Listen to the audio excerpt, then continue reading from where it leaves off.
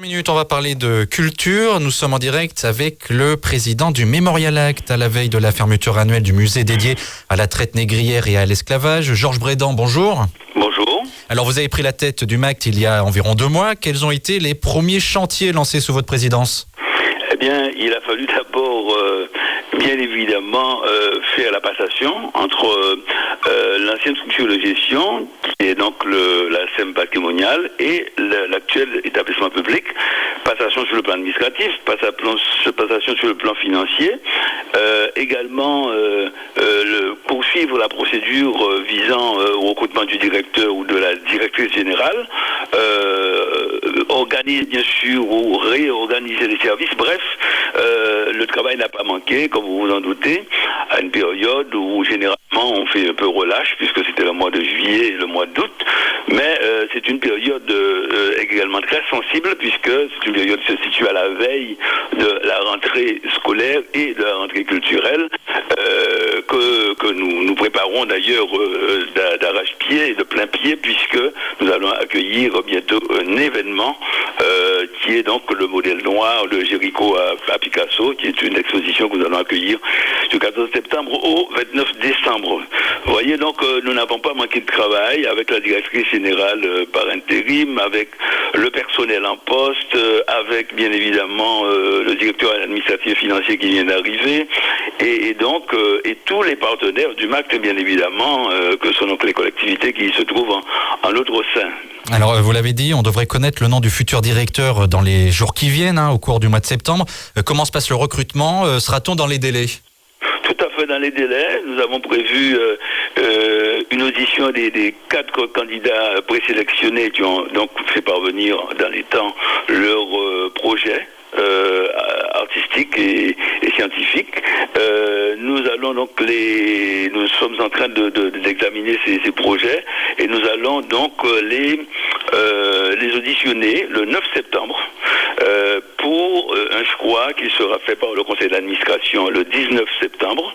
À principe, la réunion est prévue à cette date et j'aurai donc le plaisir en tant que président du conseil d'administration ensuite de déclarer officiellement le choix du conseil d'administration et de nommer ce futur directeur ou directrice générale et de signer donc son contrat. Donc vous voyez, donc le timing est respecté, mais pour l'heure, le MACT est très bien administré avec sa directrice générale par intérim, qui est totalement à la hauteur, bien sûr, de la tâche. Nous n'en doutions pas, c'est d'ailleurs pourquoi elle a été choisie, et nous faisons du très bon travail. Donc le MACT ne souffre pas en quelque sorte de ce temps de latence, et comme je vous le disais, heureusement, puisque nous avons effectivement de grands chantiers à mener pour bien sûr continuer à rendre l'équipement plus performant, faire en sorte qu'il remplisse encore mieux ses missions,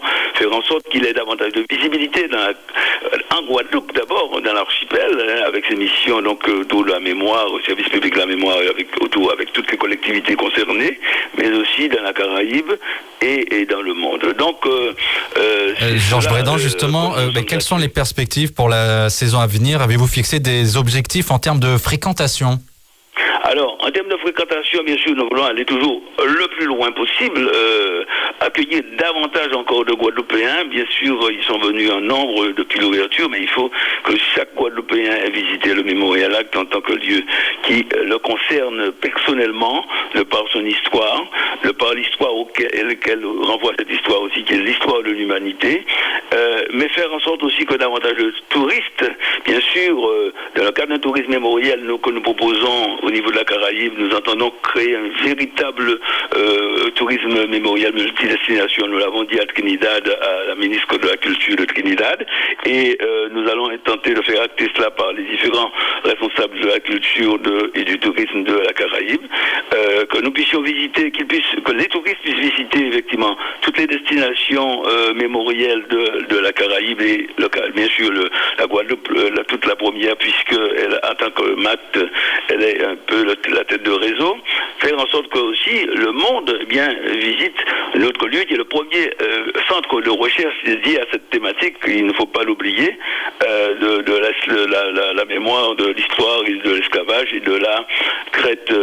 Mais au-delà, nous comptons fortement sur l'exposition Le modèle noir de Géricault à Picasso, qui ouvre le 14 septembre, qui est un événement, un véritable événement qui va concerner effectivement montrer comment les arts visuels viennent au secours de l'histoire et montrer comment effectivement les Noirs ont été choisis comme modèles depuis très longtemps, mais pour autant on ne s'est pas beaucoup soucié de ces modèles-là, et donc il faut rappeler au passage que ces modèles et personnes n'ont pas été de simples objets muets, passifs de l'histoire de l'art, et donc l'exposition raconte cette histoire-là, et nous envisageons donc à travers cette exposition donc d'éclairer notre propre histoire, montrer comment effectivement la France, qui est un pays de diversité, n'a pas toujours reconnu cette diversité, et même à nier, je dirais, une partie de ceux qui ont construit cette diversité, c'est-à-dire les Noirs. Il s'agit pour nous aussi de montrer comment chez nous il y aura de véritables chefs-d'œuvre de l'histoire de l'art. Il faut rappeler que cette exposition n'a été visible jusqu'à maintenant qu'à New York et à Paris, au musée d'Orsay. Donc nous sommes le 3e lieu au monde où cette exposition pourrait être vue. Et puis il s'agit pour nous, à travers une telle entreprise, de faire aussi en sorte que les Guadeloupéens soient davantage éclairés et capables de relever les grands défis de notre temps et d'habiter une société plus humaine, comme nous aimons à le dire. Donc vous voyez que c'est un véritable enjeu pour nous merci Georges Brédan. De soutenir cette exposition, et nous invitons vraiment les Guadeloupéens à y venir très nombreux, à faire en sorte que ce soit leur affaire, à considérer que c'est leur chose et que font cette exposition ne doivent pas leur échapper. Merci Georges Brédan pour toutes ces précisions. Merci d'avoir répondu en direct à nos questions sur RCI. Je rappelle que vous êtes le président du Mémorial Lac, donc qui sera en fermeture annuelle à compter de demain.